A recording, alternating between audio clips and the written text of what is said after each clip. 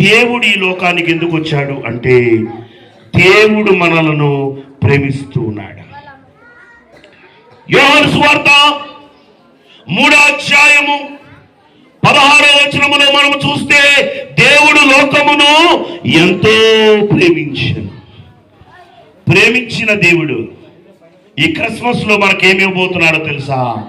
Christmas అంటే సంతోషపు పండుగ. Christmas అంటే సంతోషం పండుగ. దేవదూత వచ్చి మంద కాపాడుతోంది. ప్రజలందరికీ కలగబోవు ఏంటండి? మహా సంతోషం.